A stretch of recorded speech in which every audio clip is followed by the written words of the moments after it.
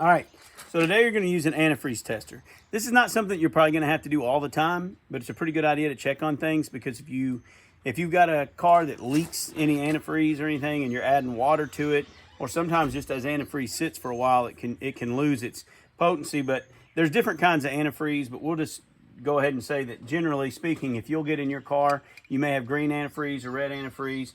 You've got two parts in your car. One, you've got your radiator, which I had to remove the cap of the radiator. Don't ever do that if the car is hot, if it's been running. This one's already cooled down. The other place you can go is in your coolant overflow tank, which most cars will have. This one, the overflow tank is actually pretty low. They probably need to add a little coolant, but because of that, I can't reach it with my tester. So I went ahead and opened up the radiator. So with this one, I'm going to push the bulb down, put it in, and then let the bulb suck the fluid right back up into my tester. Now you'll see when I'm looking at this, there's two things. There's an arrow at the top that I have to have level. If I tilt it backwards or forwards, it's going to give me a bad reading. But as long as I keep that arrow pointing up and down for the most part, then there's another little arrow. It's kind of hard to see, but it's in the coolant. It's all the way up here to negative 45. Now you'll notice in the blue it says freeze point.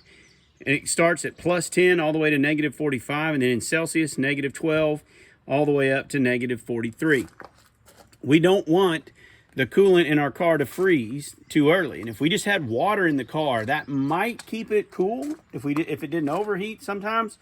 But what would happen in the wintertime when it got cold, the water would freeze and it would break the engine. It would crack the metal. It would be a problem. Also, I'm going to flip this over and show you the other side. This has the boiling point. Water boils at 212 degrees Fahrenheit, freezes at 32, boils at 212. When I look at the blue side, and again, I want to get my arrow up and down, but on this one, you'll notice the arrow's up. It says that it's protected up to 268 degrees. That means even if this car is running really hot, 268, the fluid is not going to boil. So antifreeze does two things. One, it lowers the freezing point way down because you don't want your car to freeze.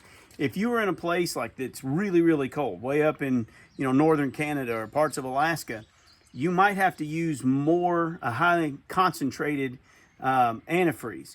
I had a motorcycle that would run warm, that it was made to run a little bit hotter than some vehicles, and they said put straight antifreeze. Don't ever mix it with water. Most cars, when you get antifreeze, you mix it 50-50, half antifreeze and half distilled water. That's another little money-saving tip. A lot of them already come pre-mixed, and you might buy the pre-mixed antifreeze and it's $8. And what you're really getting is a half a gallon of water and a half a gallon of antifreeze. Or you can buy this straight antifreeze and it's about $10. So you can buy that for $10 and go get the distilled water for $1 and put those two together, and now you've got 2 gallons for $11 instead of 1 gallon for $8. But sometimes it's easier just to already have it mixed. But having the tester to make sure that you've got the right your antifreeze is the way that it's supposed to be is a good thing. So thanks. Good. All right, so actually I tried it in another vehicle. I noticed that the vehicle I was using has the pink antifreeze, so is this, but it was a darker red.